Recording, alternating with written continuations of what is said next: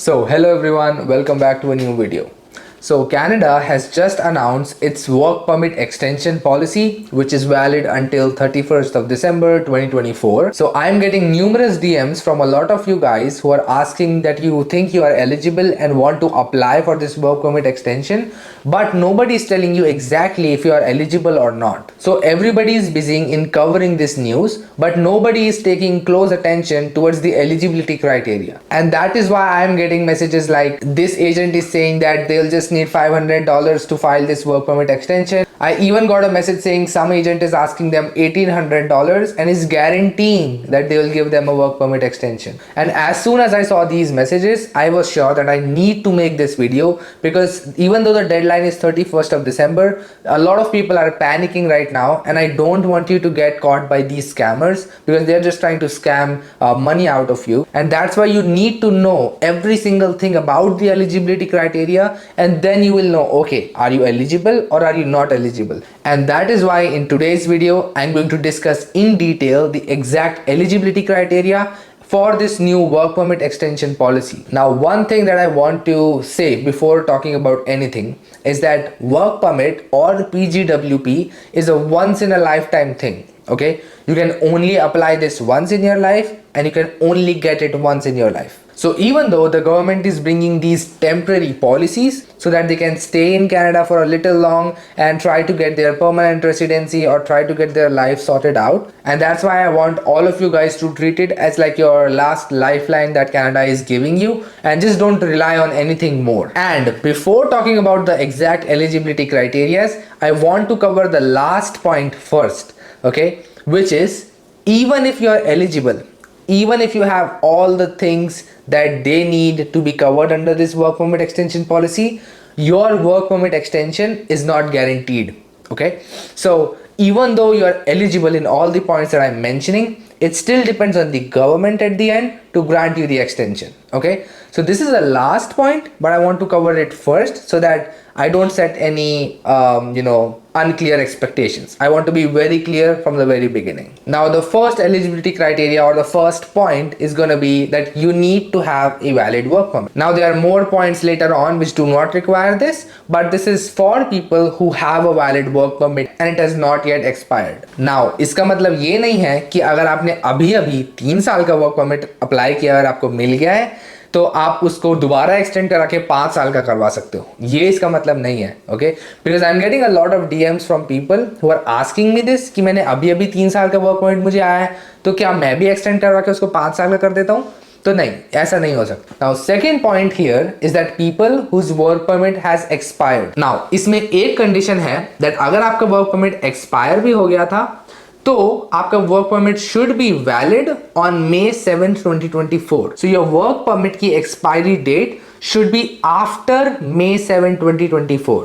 Okay, so May 7, 2024 के दिन आपका work permit should be valid, और उसके बाद एक्सपायर हुआ है और आप आज ये एक्सटेंशन अप्लाई कर रहे हो, so you will be eligible and you have the second point for you. Now we move to the third point, and this is the important one, so listen carefully.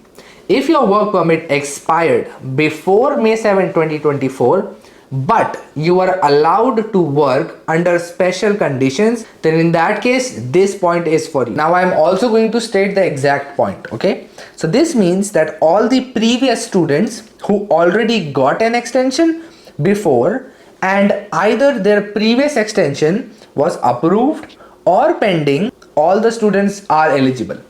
Okay, so for example, if your work permit expired before this and you applied for an extension before, so when you apply, you're eligible to work, and till now, if it was approved, then of course you're eligible. If it's pending, even then you're eligible. Okay, now here is the important thing.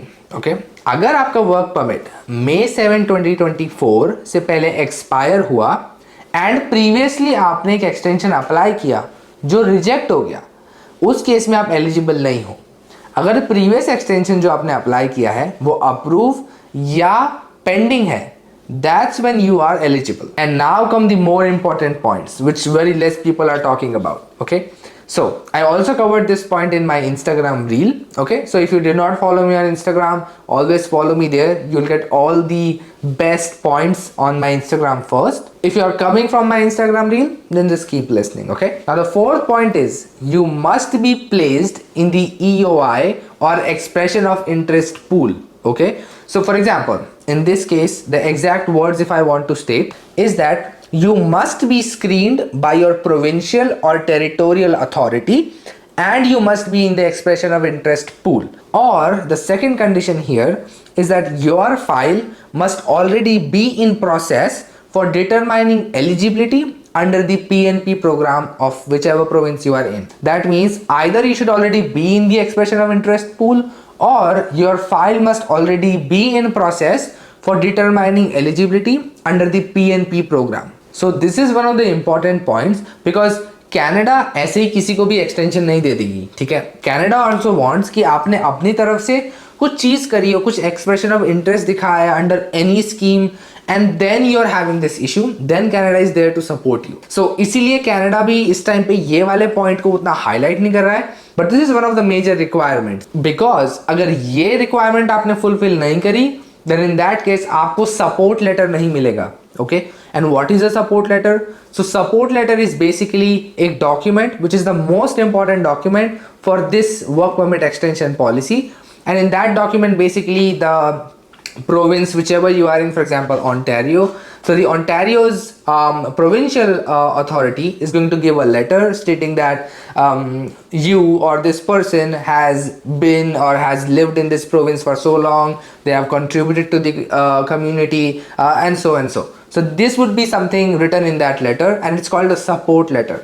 And one of the eligibilities for support letter is that you need to be in the EOI pool, or you must be in the process of determining eligibility under the PNP for that province. And the fifth point, which is like almost the easiest point in these points, is that you need to have like a letter of employment or a job letter. Okay, just that, and this is the fifth thing that you will require. And please make sure that no LMIAs are considered for this. Okay, and this is where a lot of agents are trying to scam people. They're trying to say that LMIAs are also included, but LMIAs are not included. So if someone is trying to sell you the LMIAs now, so just don't go with it, because Canadian government is now becoming very strict with LMIAs. And yes, these are the conditions that you need to meet if you want to be eligible for this new work permit extension policy, which is temporary. Now, I also want you guys to keep one thing in mind, that this is just a temporary policy valid until 31st of December 2024, and at any point of time Canada can stop this or revoke this temporary scheme because it's temporary. Make sure you apply as soon as possible.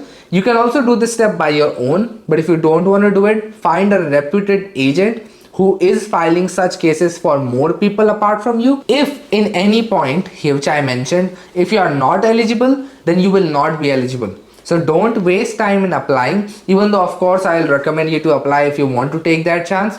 But if you are not eligible, then at least don't pay anyone who is giving you a guarantee that you will get your work permit extension. Okay, because even if you are eligible, there is no guarantee. So if you are not eligible, then the chances are very less. So just keep these in mind, and also I'll link the official article from the Government of Canada's website, so you can just click on the link in the description and read the whole article by yourself as well. And if you like this video, make sure to hit the thumbs up button below. Also share this video with all your friends who are confused about the eligibility criteria, or if someone's trying to apply, just send it to them so they also know or double check the eligibility criteria.